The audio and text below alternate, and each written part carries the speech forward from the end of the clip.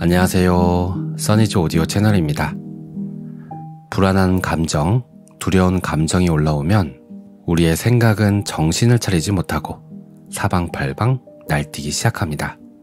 이때를 가만히 알아차려 보면 두 가지 생각으로 나뉘어집니다. 하나는 객관적인 생각이고 다른 하나는 망상입니다. 망상은 일어나지 않은 일을 상상하면서 이미 일어난 것처럼 느끼도록 우리를 속이는데요.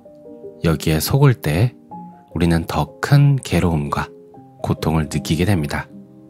문제는 망상을 망상인 줄 잘 알아차리지 못한다는 겁니다. 아무리 똑똑해도 말이죠. 오늘은 이와 관련된 이야기를 해볼게요. 읽어보겠습니다. 마음의 안부를 묻는 시간, 윤주은, 출판사는 문예춘추사입니다. 1차 까봐, 오케이. 2차 까봐, 망상소설, not okay. 감기 걸릴까봐 옷을 챙겨 입는다는 것은 오케이다. 사고 날까봐 운전을 조심한다든지 교통법규를 준수하는 것은 오케이다. 계단에서 넘어질까봐 계단을 내려갈 때 다리에 힘을 주며 천천히 조심성 있게 내려가는 것은 오케이다. 이것을 1차 까봐 라고 한다. 1차 까봐는 오케이다. 인간은 편도체라는 두려움을 담당하는 고형화된 물질을 가지고 태어났다. 생명을 보호하기 위해서 1차 까봐는 필요하다. 만일 1차 까봐도 없다면 63빌딩에서 뛰어내리려고 할 것이고 15톤 덤프트럭에 뛰어들지도 모른다. 감기 걸릴까봐 감기 걸리지 않게 옷을 챙겨 입는 방법을 궁리하는 것은 오케이다. 그러나 감기 걸릴까봐, 병원에 갈까봐, 아이가 병원에 가면 내가 일을 못할까봐, 일을 못하면 직장에서 잘릴까봐로 펼쳐지는 2차, 3차 생각이 망상소설인데 이것은 not okay다. 2차 까봐는 not okay다. 채한 씨는 상담을 시작하자마자 아빠가 초기 암 진단을 받고 수술해야 하는 상황에 대한 두려움을 표출했다. 아빠가 없는 것은 상상할 수도 없어요. 아빠가 죽으면 나는 혼자 남겨질 텐데 그럼 아무도 내 곁에 없어요. 아빠만이 나의 편이었단 말이에요. 친절한 아빠가 죽는 것은 상상하고 싶지 않아요. 아빠 없는 빈자리를 어떻게 할 수 있나요? 남겨진 나는 어떻게 살아야 할지 막막해요. 매일 눈물로 살고 있어요. 괴로워요. 죽고 싶어요. 내가 먼저 죽어서 아빠가 대신 살았으면 좋겠어요. 나는 쓸모없어요. 내가 먼저 죽고 아빠가 죽는 걸 보고 싶지 않아요. 신이 나를 사랑한다면서요. 나는 사랑받기 위해서 태어났다면서요. 사랑한다면서 이런 고통을 주는데 신이 있는 건가요?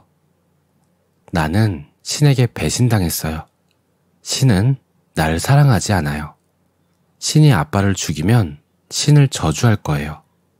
어제는 자해를 했어요. 베란다에 서서 떨어지는 상상을 해요. 그런데 안 죽어져요. 죽여달라고 애원했어요. 나를 아빠 대신 데리고 가달라고 기도했어요. 내가 대신 죽어야 해요. 신이 나를 사랑한다면 나를 먼저 데리고 가야 해요. 그녀는 상담을 올 때마다 울었다. 갑작스러운 진단을 받으면 누구나 일단 부정하고 싶고 받아들이기 어렵다. 채한 씨의 불안을 이해하는 상담을 몇 회기 진행했으나 그녀는 슬픔에 빠져 현실에서 해야 하는 일들을 잊어버리고 있었다. 긴 호흡의 상담이 필요했던 채한 씨였다. 채한 씨는 어린 시절부터 줄곧 어떤 일이 발생하면 죽어야 한다. 신을 저주한다는 생각의 과정을 가지고 있었다. 채한 씨의 인지도식이 어떻게 형성되었는지를 찾는 작업부터 하나씩 풀어나갔다. 본인이 쓴 망상소설을 눈앞의 글자로 써서 펼쳐 보여주며 2차, 3차, 4차, 5차로 가는 망상소설을 알아차리게 했다. 채한 씨와의 첫 상담에서 그녀는 신은 나를 버렸다. 신을 저주한다는 말을 했다. 앞뒤 맥락 없이 대뜸 신이 나를 버렸다고 하는 말에 의아했는데 그녀의 생각 흐름의 마지막을 찾자 신이 그녀를 버렸다는 말은 이해가 되었다. 망상소설이 그녀의 현실이 되어, 즉 신이 본인을 버린 것이 현실이 되어 그녀는 매일 밤 악몽에 시달리며 죽음과 사투를 벌이고 매일 밤 신과 사투를 벌였다. 그녀의 생각에서 아버지는 이미 돌아가신 상태였다. 그렇게 홀로 남겨진 자신이 불쌍하고 신은 자신을 버렸으니 분노가 치밀어 오르는데 이것들을 이겨낼 방법이 없으니 죽고 싶다는 결론으로 매일 밤 힘들었던 것이다. 아버지는 수술 이후 암이 재발할 수도 있고 재발하지 않을 수도 있다. 지금 이 시점에서는 오직 모를 뿐이다. 채한 씨의 망상소설을 멈추게 하는 데는 상당한 시간이 필요했다. 그녀는 그동안 이런 생각 말고는 다른 생각을 해본 적이 없었으며 이런 망상 생각에 갇혀 이 생각이 전부인 줄 알았다고 했다. 아버지는 암 수술 후 돌아가실 수도 있다.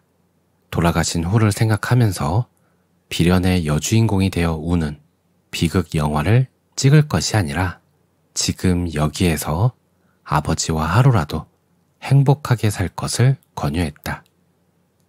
사랑한다는 표현도 하고 아버지를 위한 무엇이라도 할 것을 제안하자 다행히 채한 씨는 하나씩 실천해 주었다.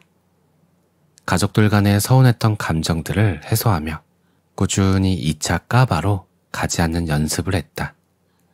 그러자 망상 소설을 덜 쓰게 되었고 설령 쓰더라도 알아차리는 채한 씨가 되었다. 이한 씨의 남동생 상한 씨는 심장 판막 이상으로 뇌경색이 와서 9시간에 걸친 긴 수술을 했다.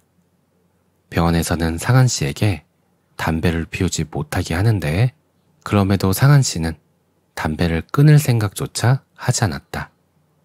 이런 남동생을 보면서 이한 씨는 상한 씨가 잘못될까봐로 불안해졌다. 엄마가 자살로 생을 마감했을 때 아버지는 내가 늦잠을 자서 엄마가 죽었다며 내 잘못이라고 하셨어요. 남편이 교통사고로 죽었을 때는 남편 죽은 여자는 죄인이다 라고 하셨고 시어머님은 남편 잡아먹은 년이라고 하셨어요. 상한이까지 잘못되면 어쩌죠? 나 때문에 상한이가 잘못될까봐 불안해요. 상한이가 나 몰래 담배를 계속 피워요. 심장에는 담배가 그렇게 안 좋대요. 그런데 그 녀석이 계속 담배를 못 끊어요. 상한이가 다시 재발해서 죽으면 어쩌지요? 저는 또 죄인이 되는데 그리고 상한이마저 죽으면 나는 어디에 기대고 살아야 하지요? 더 이상 가족이 내 곁을 떠난다는 건 참을 수 없어요. 나도 죽을 것 같아요. 상한이가 담배 피우는 모습을 보면 숨이 조여와요. 어제도 상한이와 싸웠어요. 왜 그렇게 담배를 못 끊는 것일까요? 저는 더 이상 죄인이 되고 싶지도 않고 외롭고 싶지도 않아요. 가족의 죽음을 이제 더 이상 견딜 수가 없어요. 이한 씨의 2차 까바는 죄인이 될까봐로 3차는 외로워질까봐로 이어진다. 이한 씨에게도 글자로 하나씩 써서 그녀의 까바를 눈앞에 펼쳐 보여주었다. 남동생에게 담배를 피우지 말라고 이야기할 수는 있지만 담배 피우는 것을 멈추게 할 수는 없다. 타인과 미래를 내가 통제할 수는 없는 것이다. 이한 씨는 본인이 죄인이 되고 싶지 않아서, 본인이 외롭고 싶지 않아서 남동생이 담배 피우는 것에 불안해했음을 알아차렸다. 그리고 꾸준한 알아차림 연습으로 남동생 인생은 남동생 인생이라는 과제 분리를 해내었다. 그 사이에 남동생이 응급실을 5번이나 가게 되었는데도 이한 씨는 2차 까바의 망상 소설을 알아차리며 남동생과 하나였던 인생에서 남동생을 독립시켰다. 친하게 지내는 사이인 현안 씨로부터 며칠 전에 전화가 왔다. 침잠된 목소리로 건강이 안 좋아져서 병원에 갔더니 골수 검사를 해보자고 한다며 걱정을 했다. 어찌 위로할 바를 몰라서 한참 그녀의 이야기를 들어만 주었다.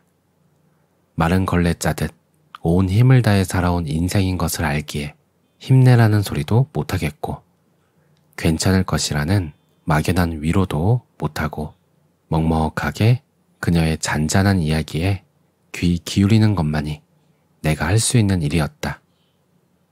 며칠이 흐르고 내가 다시 전화를 걸었다. 웃으면서 유머로 승화하자고 우스갯소리를 했다. 현아나, 아직 검사도 안 했고, 그래, 병원에서 검사하자고 하겠지.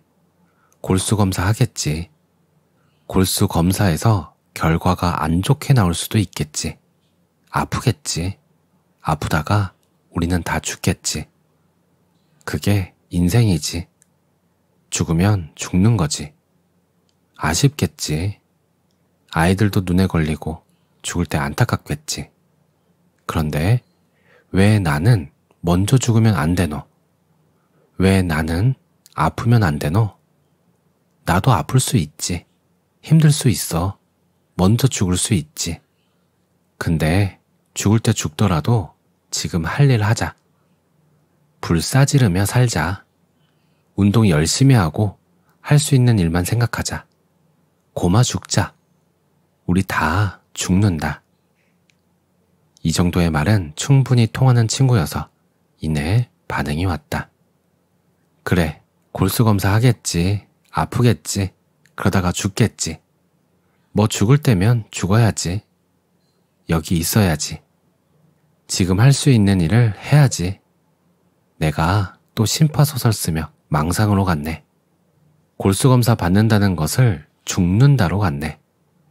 참말로 인간이 왜 이 모양이지? 덕분에 웃는다. 골수검사 하겠지. 아프겠지가 오히려 위로가 되네. 괜찮을 거야 라는 위로보다 훨씬 힘이 되네. 받아들여야지. 하하하. 골수검사 받겠지. 아프겠지.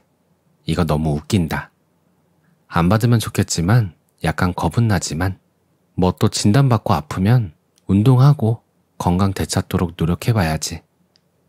내가 할 수 있는 건 이것뿐이니 하늘에 맡겨야지. 허허, 알아차렸네.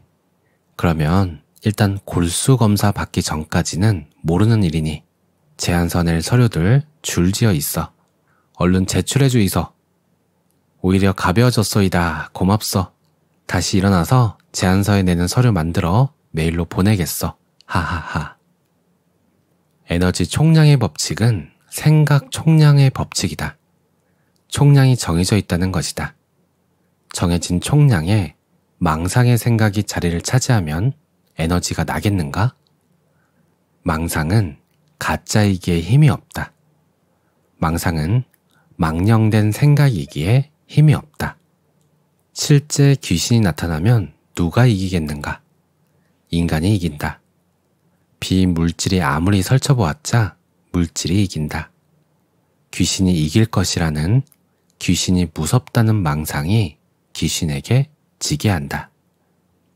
대물림의 생각, 미신 같은 생각, 망자의 생각, 진짜 나의 것이 아니다. 가짜의 것들이 에너지 총량을 자리 차지하고 있는데 어찌 힘이 나겠는가? 당연히 나지 않음이다. 망상의 생각을 알아차리면 이것이 정화의 과정이고 치유가 된다. 2차, 3차로 가는 망상소설 대신에 어떻게 하면 이 문제를 풀 수 있을지에 에너지 총량을 쓴다면 자신이 원하는 인생을 살 수가 있다. 아무리 자기계발서를 읽고 자신이 원하는 인생을 살기 위해 뛰어도 소망이 이루어지지 않는 이유의 비밀이 여기에 있다. 자신의 생각을 알아차리지 못하는 것에 있다. 2차, 3차, 4차의 망상소설이 에너지 총량을 차지하고 있으니 문제 해결 방법이 들어올 틈이 없는 것이다. 이때 단어를 구분했으면 좋겠다. 망상을 할 때도 생각이고 문제 해결을 할 때 창의성, 아이디어를 내야 할 때도 생각이라고 한다. 하나로 퉁 쳐서 생각이라고 하기에 망상의 생각을 하면서도 자신이 생각이 많은 사람이라고 착각하게 된다. 망상과 생각을 구분하여 사용하는 연습을 하는 것 자체가 망상임을 알아차릴 수 있는 길이다. 티벳 사자에서 책에서는 인지는 해탈이다 라는 표현이 자주 나온다. 알아차리면 해탈이라는 것이다. 해탈의 해는 풀해, 탈은 벗을 탈, 기뻐할 태이다. 문제가 풀리다, 문제에서 벗어나다, 문제가 풀려 기쁘다고 해석해 보았다. 벌어지지 않은 막연한 미래의 불안에 까바 이름을 붙인다. 이름 붙였다는 알아차렸다이다. 이제 2차 까바의 망상소설을 쓰는 나를 알아차린다. 알아차린다는 해탈이다. 이 과정이 해탈의 과정이다. 해탈하기 위해 절간에 들어가고 계룡산 계곡 아래 앉아 수련해야 할 필요가 없다. 일상에서 충분히 가능하다. 알아차리고 이름 붙이는 과정이 수행이다. 생각을 끊는 작업이다. 생각이 고통을 만들기에, 다른 말로 표현하면 망상이 고통을 만들기에 생각을 끊으면 그것이 자유이고 그것이 해탈이다. 생각을 끊으라고 하면 다들 엄청 무서워한다. 내가 그랬다. 생각을 끊으라고? 어떻게? 그러면 어떻게 먹고 살라고? 난 생각으로 먹고 사는 사람인데 생각해야 강의 프로그램을 만들고 PPT를 만들지 어떻게 생각하지 말라고? 나보고 죽으라고? 하면서 생각을 놓으라는 말에 너무도 격분하며 거부했다. 생각이라는 단어를 구체화했더라면 그렇게 거부하지는 않았을 것 같다. 그래서 나는 조금 먼저 깨달은 이로써 단어에 이만큼 진심인 것이다. 용서, 단어를 이해하지 못하니 내 것이 되는 것에 힘이 들었다. 용서, 단어가 쉬워야 합니다. 이 툴만 알고 계속 알아차림만 연습하면 망상으로 가는 자신에게 이제 그만을 외치며 지금 여기에 머물 수 있다. 망상이 일으킨 불안으로부터 자유로워질 수 있다. 해탈할 수 있다. 아무것도 아니다. 누구나 약간의 연습만 하면 할 수 있다. 연습이라는 것이 고작 알아차림, 이름 붙이기, 2차 알아차리기 정도다. 이 쉬운 것을 위해 나부터가 장장 8년이라는 세월을 가부좌 틀고 매일 앉아서 참선이라는 것을 했다. 물론 참선이 주는 조화가 있어 자주 참선을 한다.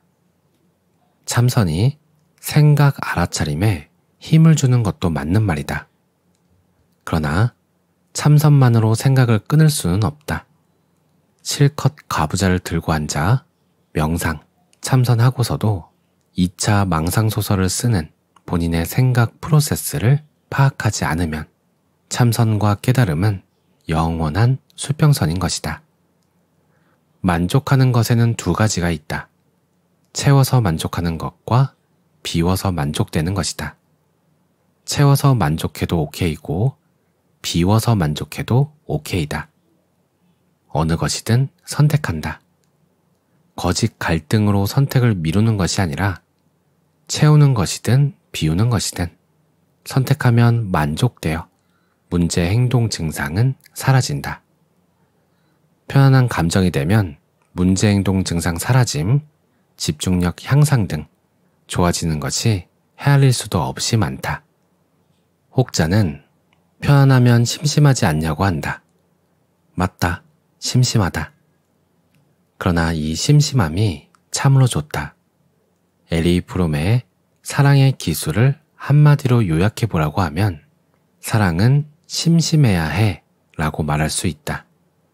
함께 가되 따로 가고 따로 가되 함께 가는, 함께여도 좋고 따로여도 좋고 이래도 괜찮고 저래도 괜찮은 서로의 마음에 바람이 통하는 편안한 인간관계, 이런 관계가 부모와 자녀 사이에서 흐른다면 자녀는 자신이 원하는 자신이 될 것이다.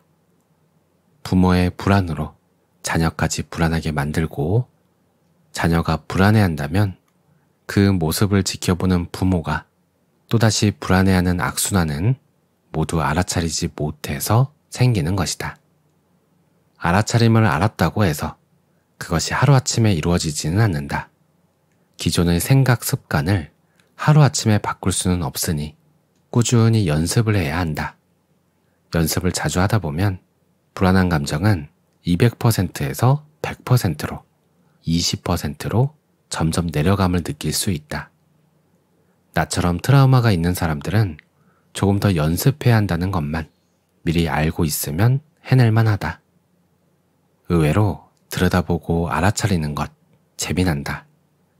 나의 자기 중심성과 자기 애를 알아차릴 때 아프기도 하지만. 오늘 내용은 여기까지입니다. 뭐뭐 할까봐, 이 까봐를 잘 알아차려보면 아직 일어나지도 않은 일에 불안해하는 자신을 알아차리기 쉬워지는 굉장히 도움되는 도구인 것 같아요. 전쟁이 일어날까봐, 시험에 떨어질까봐, 병이 날까봐 등등 뭐뭐 할까봐 불안에 떨기만 하는 것보다는 필요한 것들을 준비하고 해야 할 일, 할 수 있는 일을 하는 것이 지혜로운 행동이지 않을까 생각해 봅니다. 오늘도 평온한 하루 보내세요. 감사합니다.